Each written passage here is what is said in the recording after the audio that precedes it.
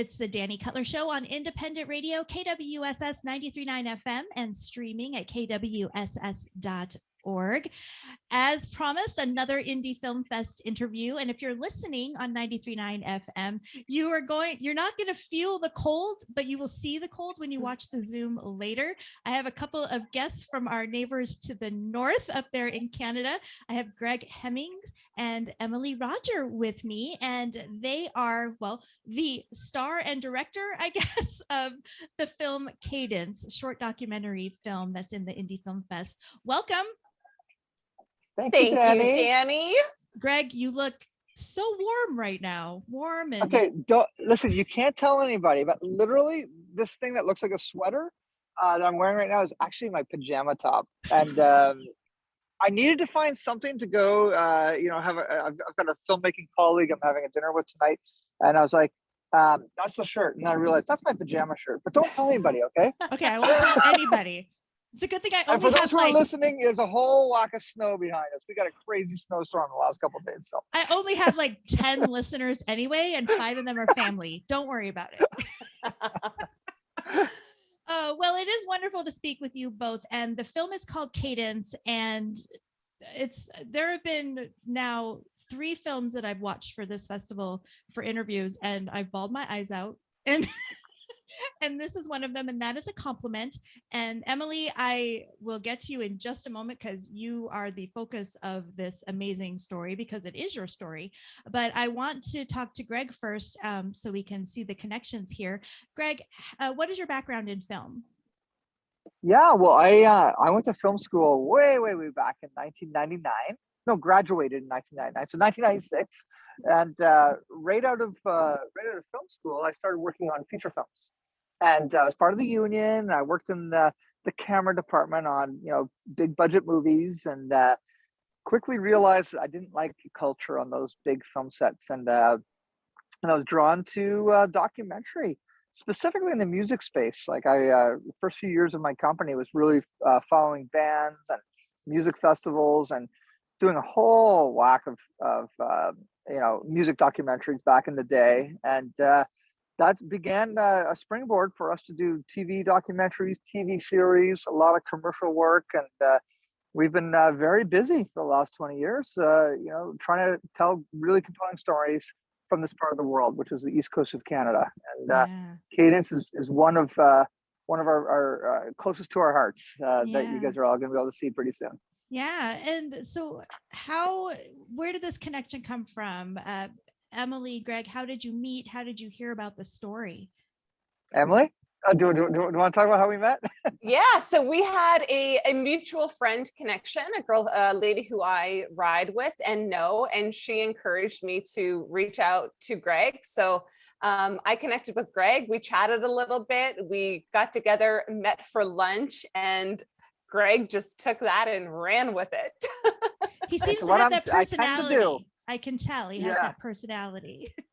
when you hear somebody speak about their story so vulnerably and so authentically and truthfully, and with passion and with excitement and all the feelings, you're like, this person has a story that the world needs to hear, not for any other reason than this particular character, which in this case is Emily, has a story that will inspire others. And that, for me, I'm very attracted to those type of people who have a story they can share. It can be a very simple story or a very complex story, but as long as it has the potential to inspire others to live a little bit more fulfilled, or a little bit happier, if you will, then those are the stories I'm attracted to. And Emily's story, the first time we met on the phone, totally captured my imagination, my heart, and also the team that was with me on that first call. And when we met for lunch, we all fell in love with each other. I love it. Love at first sight. I love at first sight. Well, it comes off in the film because you're taking what is a very delicate topic and a very personal experience, obviously, and making, and wanting to share that. But what is whoever wants to take this, what is the film about? I'll take that. You take Emily, it, Emily. I think you can. Yeah. No one knows it better. The film is about my story of getting into competitive sport, elite level sport, as a 28-year-old, having two very critical cycling accidents, having a lot of success in the sport, a lot of visible success that people saw. It's about my time where I just wanted people to see me as someone who was strong. And during that time, I was someone who was suffering with a brain injury from my accident, suffering with PTSD, suffering with, just so many different things. And I was using the bike as a tool to try and ignore all of those things. And so ultimately the film is about resilience, it's about perseverance, it's about finding your truth, it's about breaking free from the shame that we can so easily hold on ourselves, and opening up and being vulnerable and sharing as a way to hopefully inspire, impact, and change in others. And done.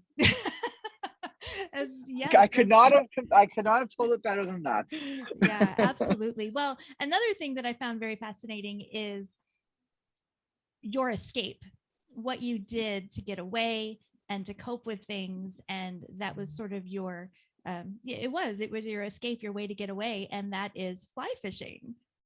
And so so I live in the desert of Arizona. We don't really talk about fly fishing all that much. My only ideas on what fly fishing is that movie A River Runs Through It. Mm-hmm. With Brad Pitt. Classic. That's my only experience with fly fishing. So did you grow up with that? What is your background with that? Was it a family thing or did you just discover it? Fly fishing wasn't a family thing. Certainly, like being out in nature and being by the water and fishing was something that I did grow up with. But the idea of fly fishing came to me more as a way of something that required a bit more skill set, a bit more technical aspect to it, and just something else to really just kind of captivate my mind. There was so much about it that I didn't know, and so that area of it was really intriguing to me. I can see how it can be very therapeutic too. And to go with the title of the film, there is a cadence to it. There is, methodology, and I can see where that could be something that, it's completely different from cycling.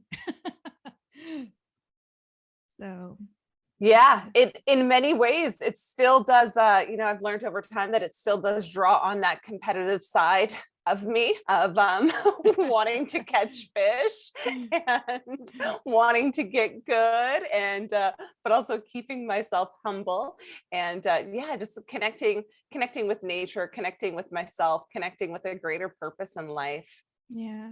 Well, we touched on this before, but for you, Emily, why? I know your friend said you should tell this story, but what finally made you say, I think I should? I'm sure. Was it an instant, yes, I should tell my story? Or did you really have to think about it before you reached out to Greg? I didn't really think about it when I reached out to Greg, because I didn't think that anything would ever amount of it. But I certainly thought a lot about it throughout the entire process. And I was really had to be clear with myself on what my intentions were for sharing my story. And it not ever wanting to come from a place of like pride of like, look what I've gone through, or playing a victim or any of that kind of stuff. So really checking in with my intentions of deciding to share my story is ultimately hopefully being a growth, a catalyst for change in others. That ultimately the film is not, I'm the feature person of the film, but I hope that the film is about a lot more than just me. It is. As someone who just watched it as a independent observer of it all, it definitely was. And I'll give you an example of how I connected with it. I had a friend about 4 years ago who was he was cycling in the Phoenix area. So he was in the city and he was hit and hospitalized, and he has suffered some brain issues from that as well. And so extra tears as I was watching your story, because I didn't read the synopsis before I started watching. and so it hit me very hard, but it was I can't wait for him to see this film. I think that it will be not just moving for him, but I think, you know, he'll have not just the obvious connection to it, but I think it will help him realize that he's not alone, because he has had some struggles as he's been recovering. And there are, as I'm sure with you, there are some things that are not going to return. There are some permanent things that he's going to have to deal with for the rest of his life. And that's not a negative. It's just that just shows the connection that people can have to the film, and the hope that you give. So I'm going to start again. I'm like, here we go. Well, yeah, and it's that relatability. And even, you know, I've had people say to me, they're like, gosh, I've never fly fished and I've never biked, yet there was something about that that they were able to relate to in some other way, whether it is like overcoming something, whether it's about always feel like you're getting knocked down time and time and time again. And it's like, when is enough?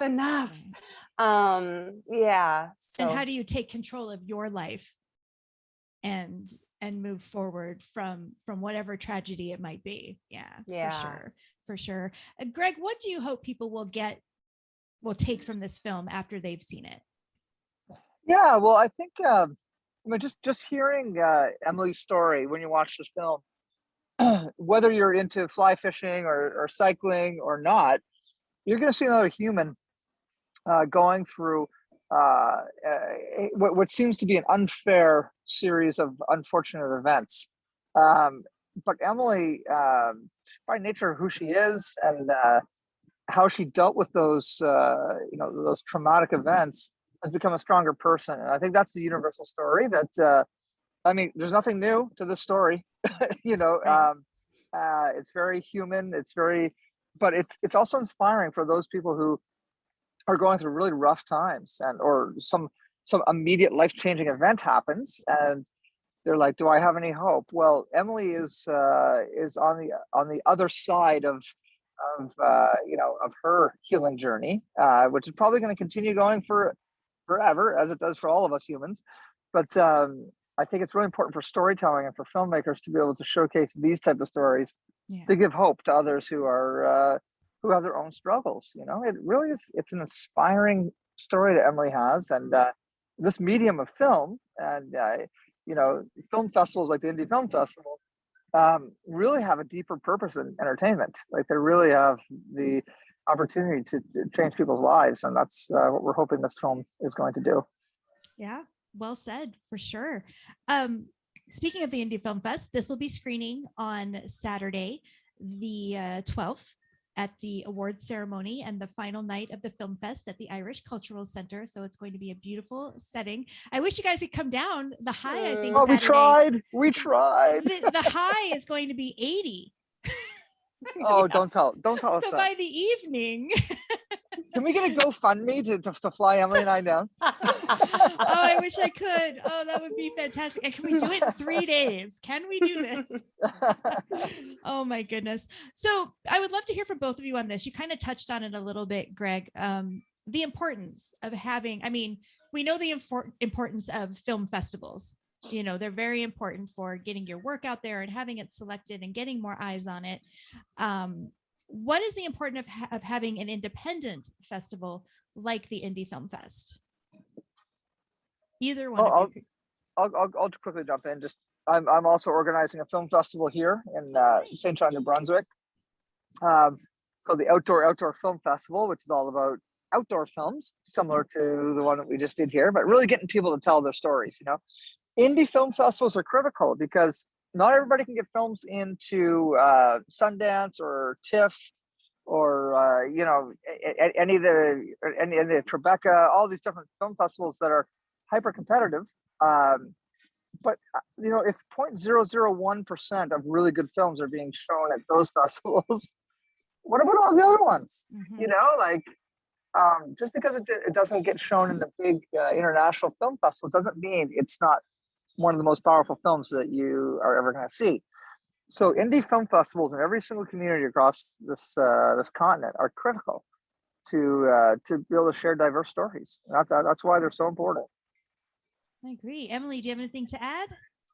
I think Greg just summed it up beautifully. Nailed it. 10 out of 10, Greg. And on a scale of 1 to 10, how cold are you right now, Greg? Okay, let's see my breath. Should I say a minus 10? There's- I don't know. Yeah, there is. Yeah. You can see the frost. I can't feel my fingers right now, and I'm ducking down under this wall because up here you can hear the music playing out of the restaurant. I didn't want to, disturb the. So yeah. So I'm right. It's bed I'm right music. Beside the snow here. Oh my gosh. Will you build me a snowman while we're wrapping this up? I'm just kidding. Don't. It's fine. You don't have to. There we go. There's a little snowman. Here we go. We're gonna build one. Here we go. He's literally outside in the snow. Those of you listening right now. So make sure you go and look at the Zoom and you can see the torture we've put Greg through for this interview. But There's the smoke. I appreciate it so very, very much. Greg, how can people find more of your work? Yeah, if you go to hemmingshouse.com, so HEMMINGS house.com.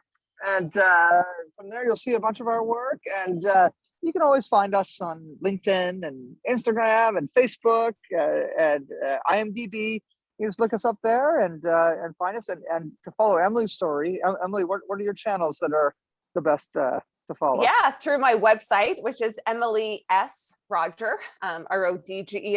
The LinkedIn, Emily Rodger, Facebook, Instagram, any of those social media means. And also the website for the film is emilyrodgercadence.com. Wonderful. And everyone will be able to see this beautiful film on Saturday at the Indie Film Fest. Greg, I wish we were there. Thank you so much. We'll be thinking of you as we're with margaritas and in the sunshine. Oh, so good. Thank you, Dani. Thank you, Dani. And one call shout out, my gosh, to the Phoenix crew, to Maddie at Mango Skies and Aiden and Brian and all, like the crew that we were able to collaborate with from your town. Really made the bulk of this film look magical. So big props to Maddie and the crew at Mango Skies. Oh, I can't wait for everybody to see it. It's beautiful. So thank you. I'm literally going inside because I'm freezing. Go inside, and thank you so much for being with me this morning or afternoon or evening. Thank you, Dani. Thanks, Dani.